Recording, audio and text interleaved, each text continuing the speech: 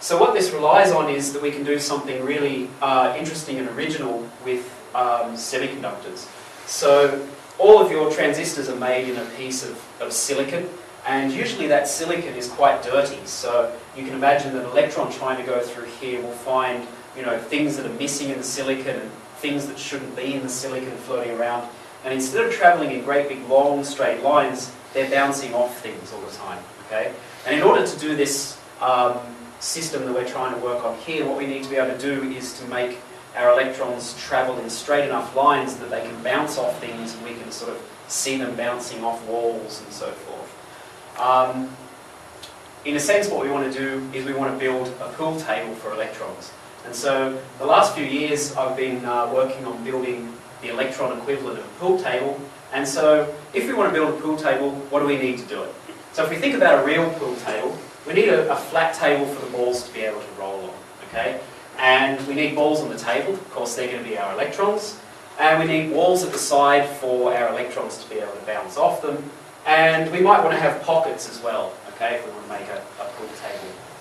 And so we can do this now with electrons. This was something I worked on for my PhD several years ago.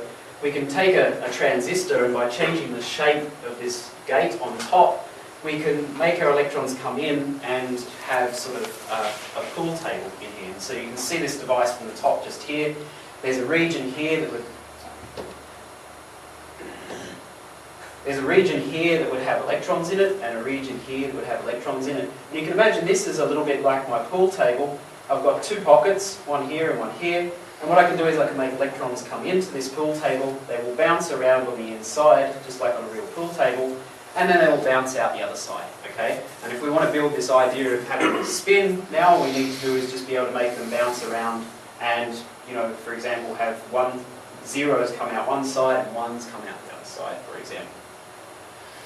So we have some problems that we have to deal with in doing this. We want to be able to get our pool table to behave like a real pool table and not to behave like this, okay? And so you can imagine that this sort of problem here where our ball is not bouncing off the walls is a little bit like this sort of pool table here, which is a bit of a game with, you know, max and so forth on it. Obstacles on the table, okay? And you need to get rid of those obstacles. And so the way we get rid of those obstacles is not by taking them out, but by making the pool tables really small, so they fit in between all of the things inside this semiconductor chip. So here's a picture of our devices. They start out sort of, this is almost real size, and if you zoom in on them with a microscope, you can see you get these little device structures, and if you zoom in again, you get down to smaller structures, and if you zoom in again, you need an electron microscope to be able to see them. This is a micron wide, it's about a tenth the width of human hair, and you can see that our pool table is a really, really tiny thing. So this is part of this new science that's coming out of nanotechnology, and so just to give you a perspective for how big this thing is, here's a human hair you can see here, and a group in Japan has done this just as a demonstration. You can build a little sort of jungle gym on this. Some of you will be aware of jungle gyms from being a child. And this thing is about a micron wide, so this is about the same size as the pool table I was just showing you. It's about this big, and we do this using some fairly advanced techniques.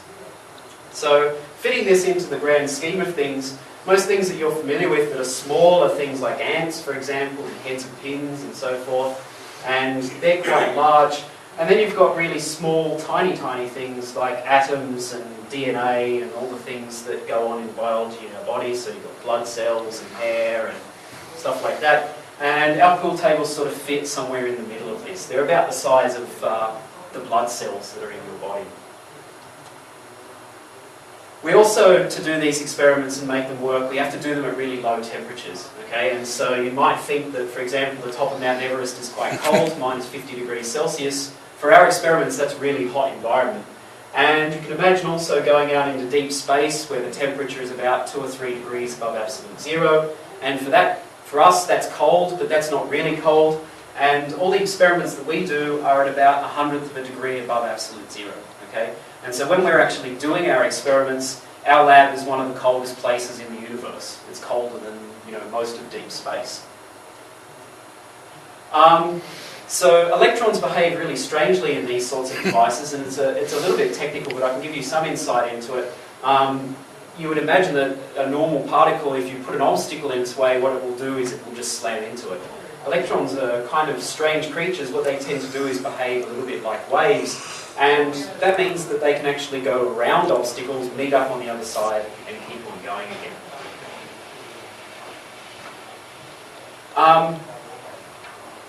So our research is basically a little bit about finding out what happens at the outer limits of electronics, simply to see what happens.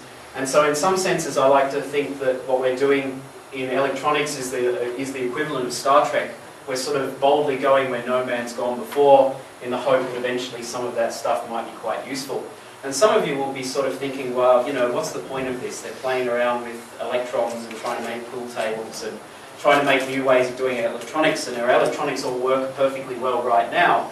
And the funny part of this is to have a look back in history, because in the 1950s, just after World War II, these three guys, Bardeen, Brattain and Shockley, were just playing around with chunks of silicon, and they discovered the transistor in 1949. Okay, and there's a fairly famous interview that they had at the time where they were asked, oh, you know, you've made this great discovery, you've discovered this thing called the transistor, what do you think we can do with it? And their reply was, well, you know, maybe we can build better amplifiers for radio, but, you know, it's probably not that useful. And it's kind of surprising if they were still alive today. I think one or two of them might still be alive today. They would be rather surprised to find that what their invention has actually become. It's gone from being something that might just be useful for radio to computers and laptops and mobile phones and iPods and all these wonderful things. And so we're thinking similarly with some of our work. There's a long payoff time on these things. You do some research and it's not really clear exactly what's going on at the time you do it, but 50 years from now, it may turn up all over the place. And so to some extent, I think a little bit of a moral of the story is to come back to a famous quote from John F. Kennedy, but why some say the moon, why choose this as our goal? And they may well ask, why climb the highest mountain, or why 35 years ago fly the Atlantic, or so forth, okay?